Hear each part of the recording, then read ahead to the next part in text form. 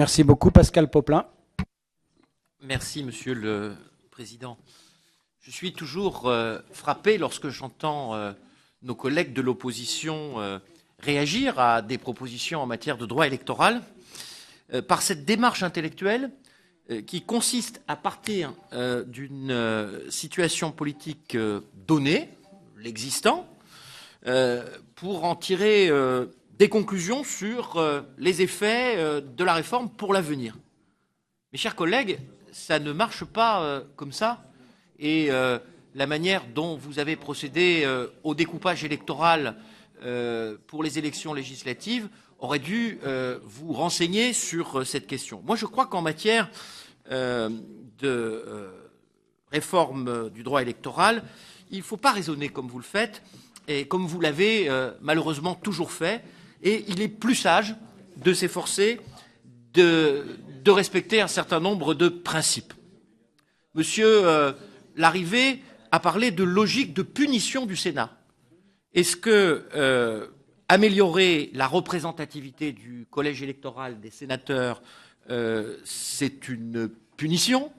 Est-ce que renforcer la parité au Sénat et parmi le collège des grands électeurs, c'est une punition? Est-ce que avoir pour ambition d'avancer dans le principe du respect de l'égalité du suffrage, qui est un principe constitutionnel souffrant beaucoup d'exceptions, qui souffrait beaucoup d'exceptions dans notre pays, c'est une punition? Vous opposez en permanence la notion de ruralité à la notion, au principe de respect d'égalité du suffrage.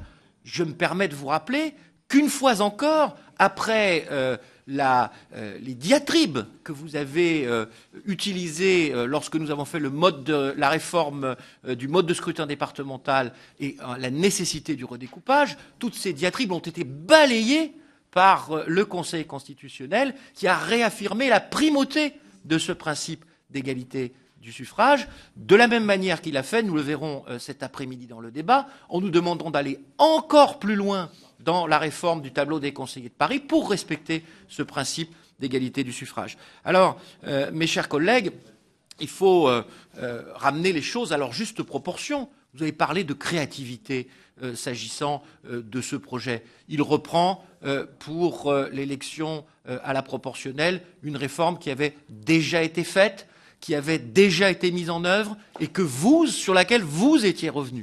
Et puis, pour ce qui est de l'ajustement du corps électoral des grands électeurs, du corps électoral sénatorial, très franchement, c'est un ajustement qui reste de portée extrêmement limitée. Personnellement, je le regrette, même si nous avons tenu compte de ce qu'était la décision du Conseil constitutionnel sur l'équilibre de ce corps électoral des grands électeurs et sur la nécessité qu'il soit majoritairement composé de représentants élus des assemblées délibérantes des collectivités territoriales.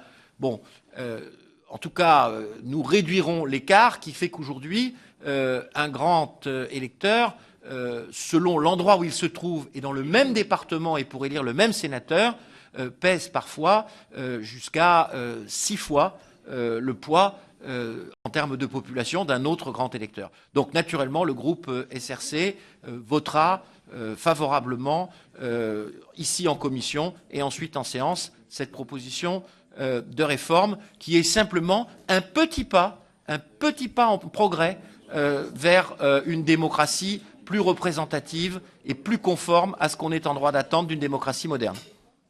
Merci.